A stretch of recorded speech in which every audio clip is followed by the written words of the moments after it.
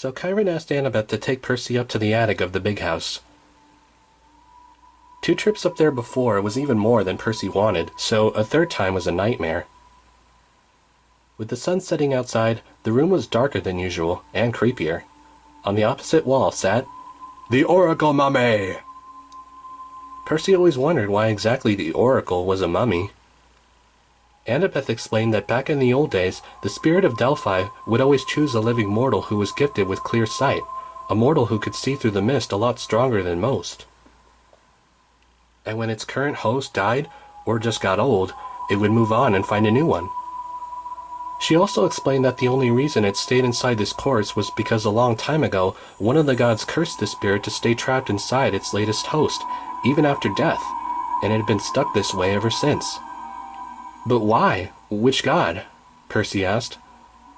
If Chiron knew, he didn't tell me, she answered. Anyway, the prophecy should be right there in her hand, written in pencil on paper that's been sitting here since the beginning. What? Seriously? He complained. You guys have kept me worried about this for like 3 years, and the whole time it's just been sitting here written in paper? Come on, seaweed brain, Annabeth said.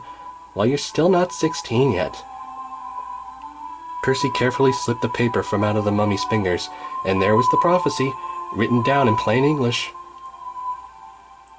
As they went back downstairs, Percy wasn't sure how, but something told him this would be the last time he would ever visit the attic again. Chiron and the other cabin counselors were waiting for them in the living room. There was Travis and Connor Stoll for Hermes' cabin, Katie Gardner for Demeter, Pollux for Dionysus, Jake Mason for Hephaestus, and Selena for Aphrodite. Clarice was arguing with Michael Yu from the Apollo cabin, leaving everyone else out. Then she said, All right, fine. You can all fight this battle without Ares. Until I get satisfaction, no one in my cabin is lifting a finger to help. Have fun dying! She slammed the door hard behind her. No one spoke, but Percy couldn't help wonder what the heck was she so mad about. He looked at Annabeth, but she just mouthed the words, Tell you later. Now, Percy, Chiron said, the prophecy, if you please. With his dyslexia, it took a little while to get every few words right, but he was lucky to have Annabeth help him. On the paper he read, A half-blood child of the eldest gods shall reach 16 against all odds, and see the world in endless sleep. The hero's soul cursed blade shall reap, a single choice shall end his days, Olympus to preserve or raise. Well, raise should be a good thing, right? Connor asked. No, Selena said after being so quiet. Not raise like rise up, raise like R-A-Z-E. It means to destroy, like turn to rubble, said Annabeth. Got it, Percy said. So now you can see why we've waited to tell you, Percy, Chiron said.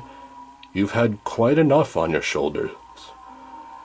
You mean 'cause I was gonna die anyway? Percy asked. Yeah, I understand.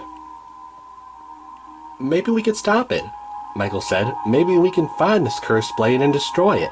What if it's Kronos' scythe? Percy never really thought about that, but whether the cursed blade was the scythe or Riptide, he doubted he could prevent his soul from getting reaped. Perhaps we should give Percy time to think about these lines, Chiron said. He'll need some time to come up with the... No, Percy said. If the prophecy says I die, I die. How about we just move on? We still don't know who this spy is at camp, right? He told them how Kronos had been using a magic charm to communicate with someone at camp. Well, we suspected this for years, right? Connor said, uncomfortably. It could be anyone he knew pretty well, he said, looking at Annabeth. Like one of his siblings, perhaps, Kitty suggested. Excuse me? You two did sabotage that one quest with the hunters a while back because Aphrodite persuaded us. Ask Percy. He knows. She told him. The two brothers started arguing with her. Stop it! Selena shouted. Charlie's dead, And you're all acting like babies. She buried her face in the table, and they all looked ashamed. You know, she's right, Pollock said. Accusing each other won't do any good. We just have to keep our eyes out for that same kind of charm Percy mentioned. If Luke had one, then the spy might have one just like it, too. And we need to find it before we actually start planning our next operation, Michael said. Blowing up Luke's ship won't stop him forever. Indeed, Chiron said. In fact, the next assault is already on the way. Chiron walked over to a scrying bowl on the table, waved his hand over it, and the water revealed an image of something so big, even bigger than anything Percy had ever faced before. It had glowing red eyes, and its vaguely humanoid body seemed to be all wrapped in smoke. Percy wondered how the mist could keep the mortals from seeing something that big, because that would have caused the whole planet to panic. It's him, Percy said. Typhon. Yes, Chiron said, the father of the first generation of monsters. The most horrible monster of all, the Olympians' biggest single threat they've ever faced. He is free of his prison at last.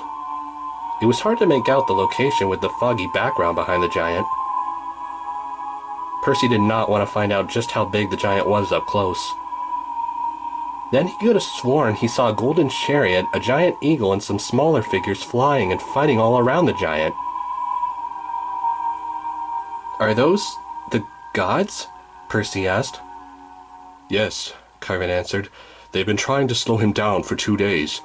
He's marching toward New York, toward Olympus. Unless the gods can stop him, he'll make it there in about 5 days.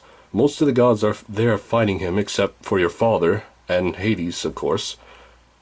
So, who's guarding Olympus? Percy asked. If Typhon reaches New York, it won't matter whoever's guarding Olympus, Chiron said. Then Percy remembered Kronos telling him, Quite a shame you won't live long enough to see how I will destroy Olympus. Could this be what he was talking about? Kronos always liked confusing people, and the Titans in Percy's dream mentioned that they had more in store for the gods. It's a trick, Percy said. More is going to happen. We have to warn the gods and defend Olympus. Kronos has another plan. But you sunk his ship, Connor said. Everyone just stared at him, like they were expecting good news. They wanted to believe they had some hope.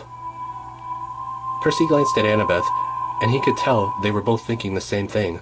What if Luke wanted them to blow up his ship so they'd lower their guard? But he wasn't going to say that in front of Selena. He didn't want to make it sound like her boyfriend died for nothing. Maybe you're right, he said, though he didn't really believe it. He tried to picture how all this could get worse. He would die on his birthday according to the prophecy, and a monster who almost beat the gods before would arrive in New York on that exact same day. His dad had his own war, the demigods were on their own, and Kronos was still out there somewhere. Well, whatever we shall strategize next, we should save after a good night's rest, Chiron said. That's an understatement, Percy muttered. And the War Council adjourned. That night, for some reason, Percy dreamed about what Rachel was doing. She was throwing darts at a picture of Percy while hearing loud music. Yep, it was definitely too late to call her. Then Rachel's dad walked in. Rachel, what is all this noise? He asked. It's after midnight. You need some sleep for the trip.